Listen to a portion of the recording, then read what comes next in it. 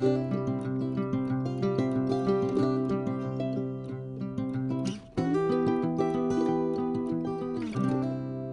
good morning, YouTube friends and family. Welcome to today's edition of the Wellness Homesteader. So today we're going to do something a little bit different. It is a little before 8 a.m. on Monday. You'll be seeing this on Tuesday, Lord willing that it uploads. I will tell you all, I have been having terrible upload troubles, and I do have high-speed internet, but it's not unusual that some of my longer videos take 6 to 7 hours to upload, which it shouldn't, so I'm not sure what's up with that. But at any rate, I hope you're getting to see this on Tuesday, 4 a.m. if you're up. So let's get started. What are we going to do today? Well, I can tell you, it stinks in my kitchen. Actually, it just really smells pungent in my kitchen because I'm getting ready to make some fire cider. Not fire water, fire cider. So what is fire cider? And I will share the recipe that I'm going to use with you. Fire cider was developed, if you will, in the 1970s. And let me look at this gal's name, Rosemary Gladstar, who was a big herbalist. And she came up with a combination of vegetables, I will say, and spices, aromatics, that she believed, and many people since have believed, help our immune system. Now, before I go any further, I make no medical claims. Please don't embark on doing anything majorly different for your health without checking with your physician. As a nurse, I know that's the best. So I'm not giving you medical advice and I'm not making any claims about fire cider, but many of the components have antimicrobial, which means against bacteria and viruses, against bacteria, and antiviral, or stopping viruses. So it's long been used to help reduce your risk of, I'm not gonna say prevent, colds, flu, various types of illness that could come along. Also, it's very heavy in ginger, so it can help your digestion. We know ginger can aid in digestion. It's also touted to help your circulation. And here's my view on it, honestly, with the amount of capsaicin, which is the hot part of jalapenos, and turmeric that is in this mixture, it has to have some anti-inflammatory property. How much that will benefit you and the doses you'll be consuming it if you choose to do so, I don't know. I have made this once before a long time ago, and to be honest with you, it didn't taste very good, so I kind of gave up and let it get yucky in the fridge and never finished it. So this year, I just decided I've been using my elderberry syrup, and don't tell my kid, but I drank all of mine and half of his, so I'm gonna have to make a double batch because when he comes home, I'll be like, oh yeah, that elderberry syrup, I drank it all. So anyway, let's get started. I'm gonna step down off my little stool here and get as short as I really am. Okay, let me see if I can swing you. Oops, wrong hand. Swing you down. So, what I have here is a clean quart mason jar. And so into that, I'm going to put the following. So here's the recipe I'm using. And guys, there's a million recipes for this.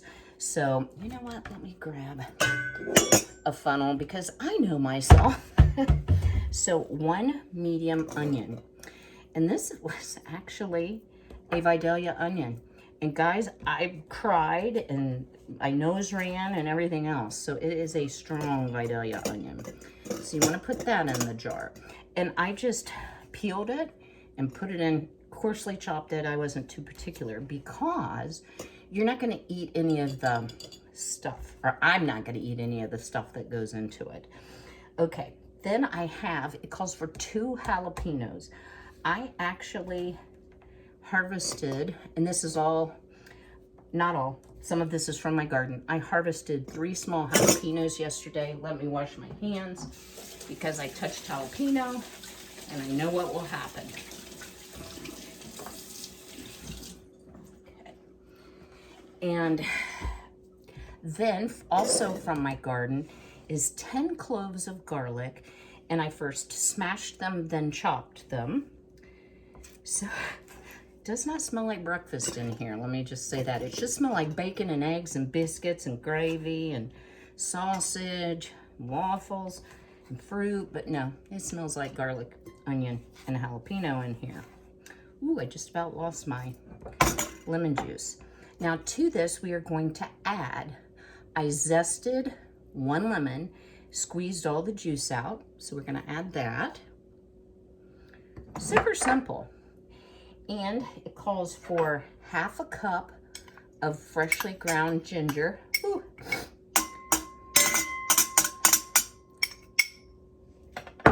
Now, it does call for freshly grated horseradish. Let me just double check the amount. It says 1/2 cup. Wouldn't you know, this isn't even open.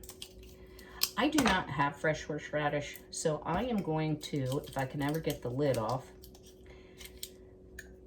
I know they have to seal things for our safety, but I am telling you guys, sometimes it's like impossible to get into stuff, especially with my hands. Oh, well, I guess I'm gonna take the whole paper off. Okay, there we go. Whew, yeah, that smells. So I'm just going to use about 1/4 cup. I'm not gonna put quite as much as what it says because this has been creamed. So I think it would take less. So I put 1/4 cup. The recipe calls for 1/2 cup fresh. Now what you want to do is you want to add your spices. So to start with, you want turmeric. So it says 1 tablespoon, and I am just going to guesstimate these amounts. I'm not with a fork.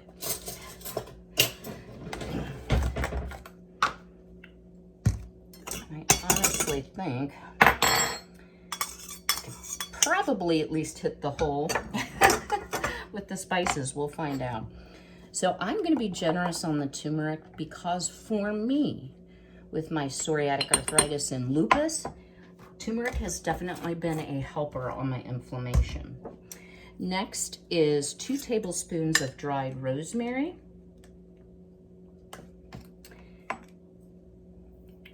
And I am using organic from Great Value versus my organic garden grown because my organic garden grown is better and I'm saving it for things that I want to taste good. And then it says 1/4 teaspoon of cayenne. So that was probably 1/2. And then, got it all in here, you want to take apple cider vinegar. I am using the organic with the mother because this is something I'm going to be drinking on the daily. So it's important to me to use the organic. So you want to fill up your jar. So everything is covered. Glub, glub. It's probably going to take most of my jar. Okay. So I had some out of this, and this is 1 quart. Yeah, 1 quart. I'm going to give it a stir. And then what you do is you want to put a lid on it. Now, because you have apple cider vinegar, if you're going to use like a mason jar, flat and ring, you don't want that vinegar touching the metal. So put like a little piece of parchment paper or something down, or just use like I'm using. These come from Walmart. You can't find them anymore. You can only find the wide mouth in my area. And I'm just going to give that a little shake. The next thing you're going to do is put this into a dark place for a period of 30 days. And you want to shake it daily. So I'm going to have to put it on my daily to-do list till it becomes a habit, because putting it away out of sight, I won't remember to do it. At the end of that time, I will do a second video where we'll be straining it. We will be adding some honey to improve the taste. And yes, I will do a taste test and let you know what I think. So stay tuned. I have a couple updates, and then today is going to be a rather short video. Stay tuned. So I wanted to just give you some information, and that darn gnat just flew by again.